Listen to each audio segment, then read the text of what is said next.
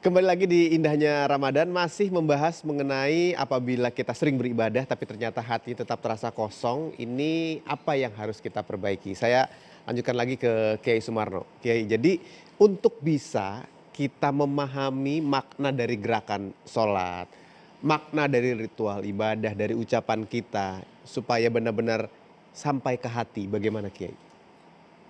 Khusyuk itu didasari karena tamamul arkani wa syurut wa khuduril qalbi. Sempurna rukun dan syarat dan hati ikut hadir ketika pada waktu beribadah. Oleh karena itu yang pertama bagi para pelaku ibadah, tentunya kita semua Ya, harus didasari dengan ilmu. ya. Bagaimana dia tahu gerakannya benar atau tidak kalau nggak ada ilmunya. Itu yang pertama. Yang kedua adalah dengan ada ilmu dia akan mengerti apa yang dia lakukan. Dan dia tahu apa yang dia bisa kerjakan. Ya. Kenapa para sahabat Nabi? Karena mereka begitu sholat sampai ada yang keluar air mata. Bercucuran nangis.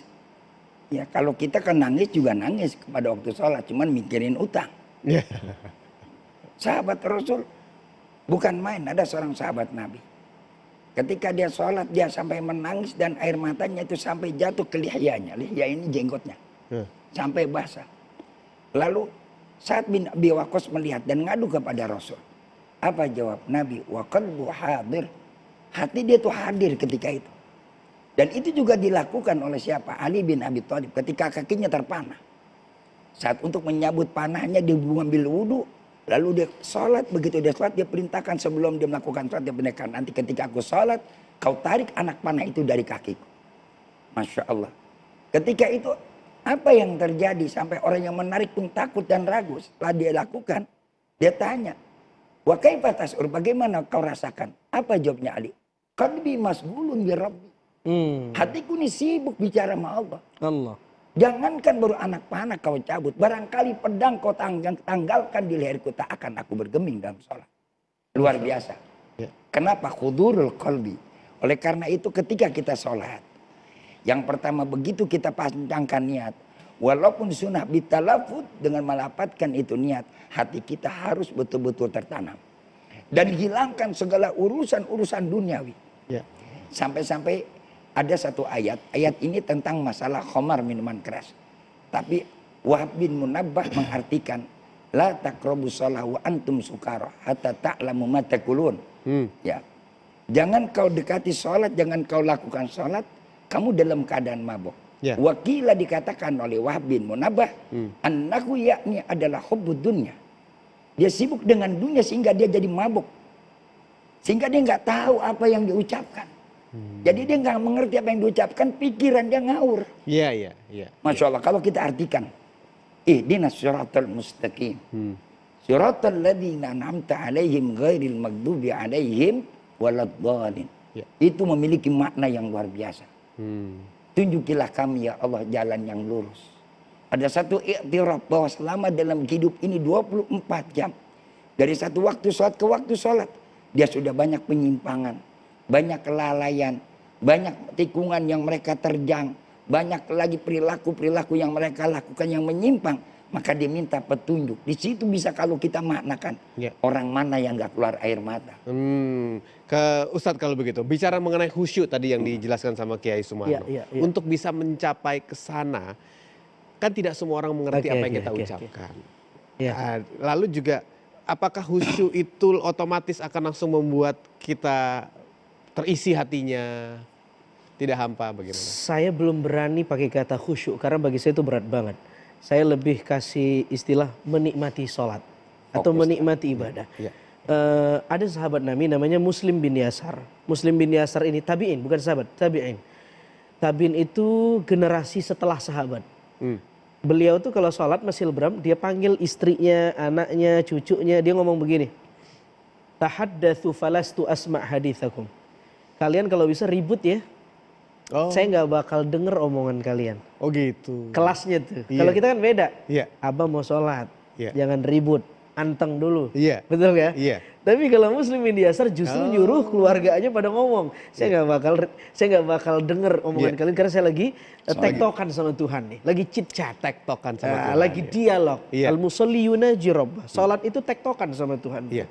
Nah, ada lagi kelas sahabat Imam Bukhari kita kenal Imam Bukhari pernah disengat tawon, tawon Arab nih.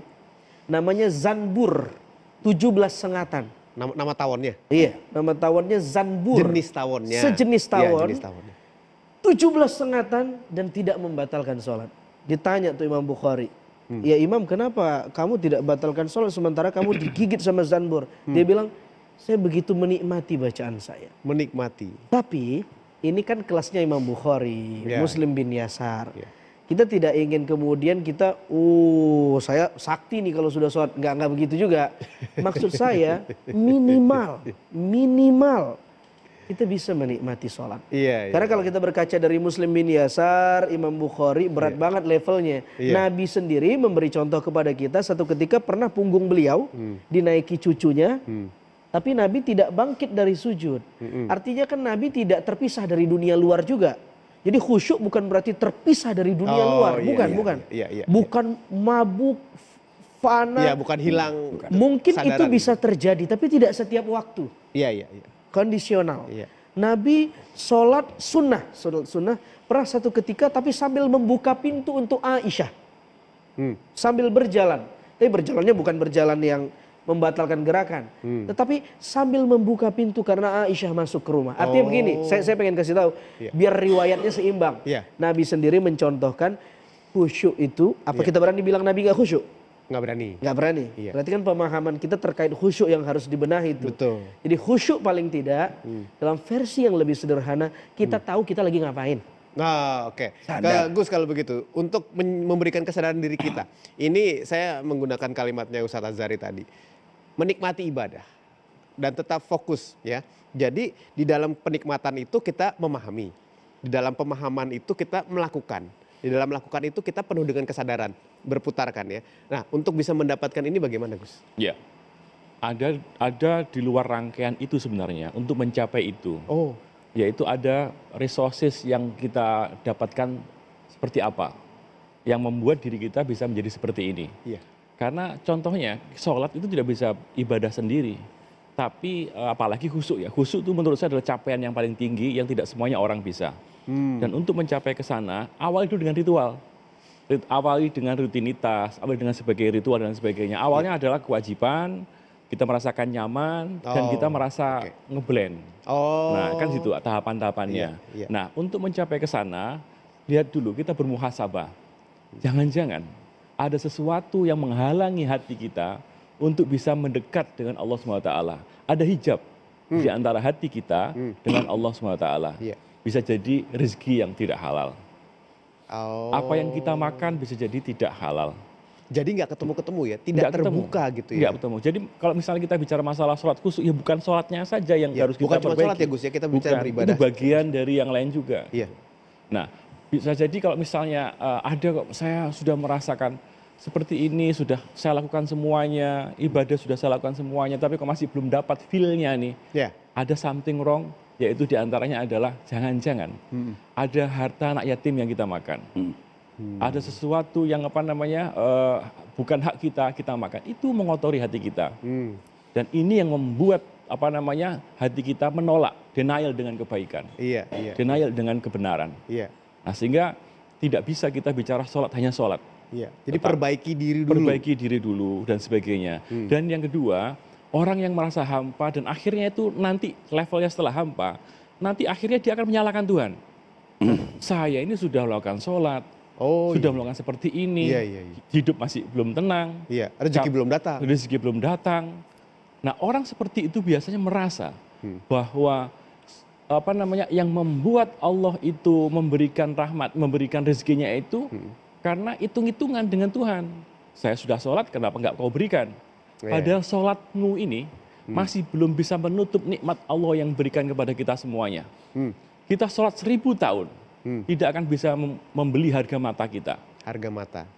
Kita zakat sekian banyak, kita mau puasa 1000 tahun, nggak akan bisa membeli tangan kita, kaki kita dan sebagainya. Maka ketika kita menghamba kepada Allah SWT, ya Allah, saya menjalankan kewajibanmu dan saya ingin rindu dengan kamu. Tidak ada transaksi dan tidak ada permintaan apa-apa. Nah kalau itu misalnya yang kita pikirkan, maka nothing tulus kita sholatnya. Jangan merasa sholat kita ini, aku sudah sholat ya, maka Allah mestinya memberikan aku sesuatu yang aku inginkan. Iya. Nah, transaksi ini yang membuat hati kita hampa. Tapi sholat itu kan sudah merupakan ikrar kita kepada Allah ya, Iya. Gus. Jadi banggalah bagi kita yang mau sholat walaupun itu khusyuk atau tidak khusyuk. Terlalu banyak orang Islam yang nggak sholat. Oh. Iya kan? Maka awali dulu misalnya sholat dulu yang penting. Berbanding lurus nggak Gus antara ikrar kita sama Allah akan sholat ini sama perbuatan kita keseharian? Nah, mestinya seperti itu kalau kualitasnya baik. Kalau kualitasnya baik sholatnya yang sesuai dengan tuntunan dan misalnya sampai di level kekhusyuan yang tadi disampaikan, bisa jadi memperbaiki diri kita. Pasti akan ada efeknya. Ada korelasi antara kehidupan kita sosialnya. Oke. Apa yang mau ditanyakan? Tadi mau nambahin kayaknya. Iya, saya mau tambahin. Jadi ada satu hadis. Sesungguhnya Allah Subhanahu wa taala akan menerima sholatnya seorang hamba dengan beberapa catatan. Yang pertama adalah man tawaddu'a li uzmati. Orang yang merendahkan atas keagungan Allah. Artinya dia tunduk betul-betul karena kemuliaannya Allah. Ya. Bukan karena sesuatu, bukan karena beban. Ya. Bukan karena sekedar melaksanakan perintah. Itu yang pertama. Yang kedua, walam yatakabbar ala ibadi. Dan dia tidak merasa sombong, merasa lebih daripada hamba-hamba yang lainnya.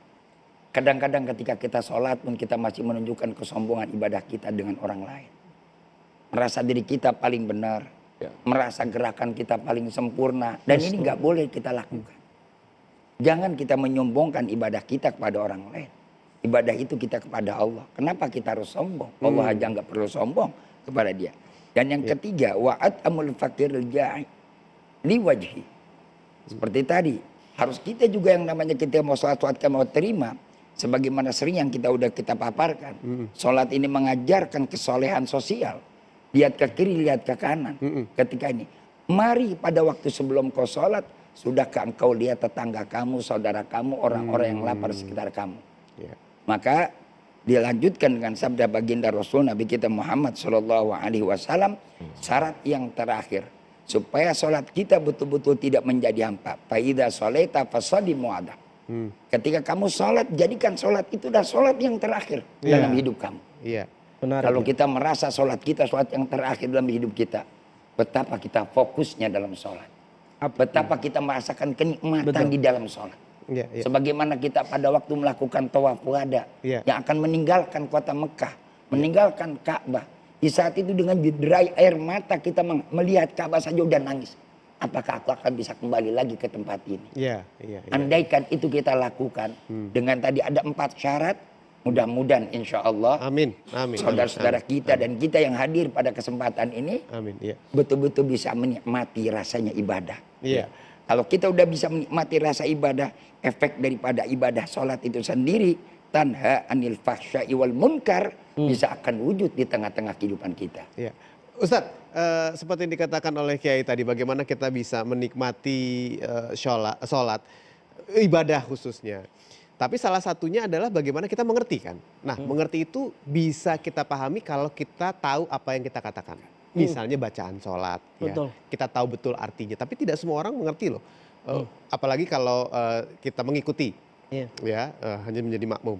Ternyata kita, ini bacanya apa sih artinya? Sehingga ketika itu kita tidak terlalu memahami. Nah itu bagaimana?